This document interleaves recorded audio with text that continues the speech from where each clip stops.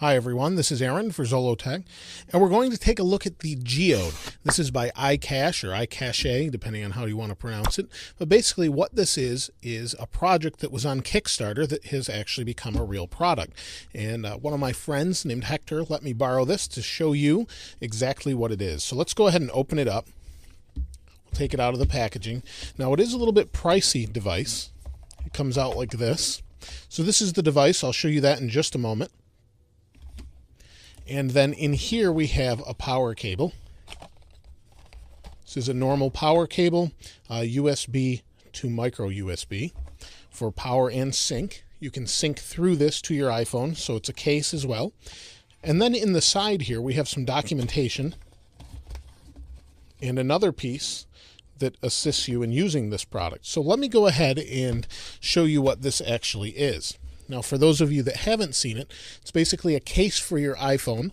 Your iPhone sits in here. It has a fingerprint scanner on it. And then in the back, it has an e-ink reader, or e-ink display, rather, so that different things can read this. And then we pull this out, and this is actually a credit card. And the idea is it keeps all of your credit card information stored in an app. And then when you want to use it, what you can do is flash the credit card, and it will become one of these type of cards or an actual credit card. So this is a credit card for Wegmans. This is a local supermarket. So instead of carrying this around, or here's another local supermarket, or your Visa or Discover or any of those, you can carry this around when you want to use it, flash it to this card, scan it, and you don't have to carry anything else with you. So let me go ahead and show you how this works. So here's my iPhone. Now I do have a skin on it. It actually fits. It fits snugly though. Fits in place. And we'll slide it in here. And this is the top piece, and it slides just under here and then clicks into place. Now it would fit a little bit better if I didn't have this skin around the outside, but overall you can see the case fits nicely. You've got your speaker and microphone cutouts right here. On this side, it's just the case. Again, it would fit a little more snugly should I not have that skin on it. I don't have anything on the front, though. On this side, we've got our volume up and down buttons. You can push them nicely. And then it's a little bit difficult, but you can reach in here and flip your vibrate switch in here. On the top, we have our sleep-wake button. And I don't have that in there right or properly. But in here, we have our 3.5mm headphone jack. And then our cutout for our camera. So you can see here's the actual card. So let me go ahead and go into the app, and it's called GEODE. So here's the product. It's looking for the GEODE. It found it. This is the first time I've opened this, so let's get started. So I'm going to put in my information, and what it wants is your first name, your last name, your date of birth. So Aaron Zolo. Now what it wants is my street address, my city and zip code. I'll go ahead and place that in here. Now it wants me to register my fingerprint. It says a few tips: slide your finger firmly and evenly over the biometric sensor. It may take up to 10 swipes for the learning process to complete. After swiping, wait for the prompt again. So it's saying ready to enroll. Now I do know that this will allow you to use multiple fingers so you can register more later, but let's go ahead and enroll. Looks like I'm going to swipe it again. Choose a name. Right thumb. Next. Now it's registered. It wants me to add a new card. Now this is the part where I take this little adapter here that I showed you earlier and we place it into the phone on the bottom. So we're going to read the card. We're going to plug this in, and then I'm going to read my Price Chopper card. So we'll go ahead and read this. Oh, I've got it upside down actually.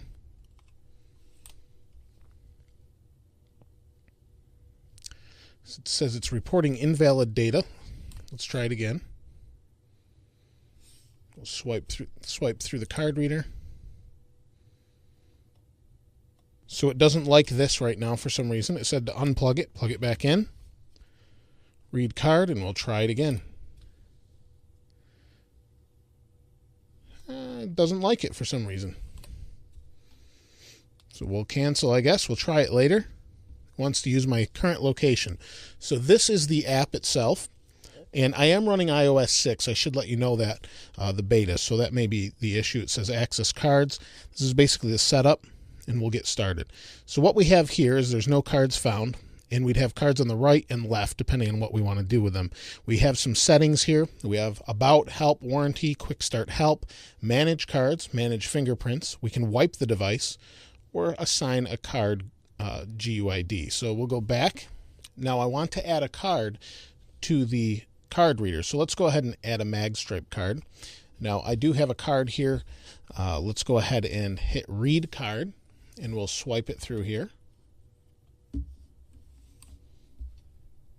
Now it reads it, and I'm going to hit save card because it actually keeps my information on the screen. So I'll hit done. Now what I can do, it's got my card number here. I don't like that it actually shows you the card number here. I wish it just gave a name. I can actually tap on this card, hit this button, and it says dynamic card not found. Now there's actually a known problem with these where this card is supposed to be a dynamic card and switchable to whatever you want. However, the initial batch of these they actually had an issue with, and so you're supposed to be able to tap it, this light will come on, and then you'll be able to use it as whatever card we program this for. Now if I go ahead and place this back in here, we'll try it again, and it says dynamic card not found. So it doesn't see this card. There's an issue with it, unfortunately. So if we slide to the left, we have my unknown card. It will line them up as I have more and more cards. If you have a card that is used with a barcode on it, we can add that as well. Now I have my card here for a local company called BJ's. It's a wholesale club if you haven't heard of it. And let's go ahead and hit add loyalty card. And what it's going to do is turn the camera on and scan my barcode. So it scanned the barcode, gave me the card number. Again, I don't like that it shows the actual number, but it shows the barcode. We'll save the card, and we can save a name to it as well.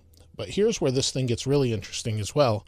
We have two cards. Let's go ahead and tap on the one we want. It says dynamic card reader not found. Now what we want to do is those are going to be found over here on the right. We can go back and forth between the two. They kind of overlap each other. And what will happen is this will actually change to the barcode that's relevant to whatever you're purchasing or using as your card. For whatever reason, it's not liking the dynamic barcode set up here with this dynamic card. Let me go ahead and try it like this. It says dynamic card not found. So it's giving me a little bit of an issue. Let's try it one more time. We'll tap on this one. We'll hit the button. Let's see if it changes. It actually will change this barcode on the back as well.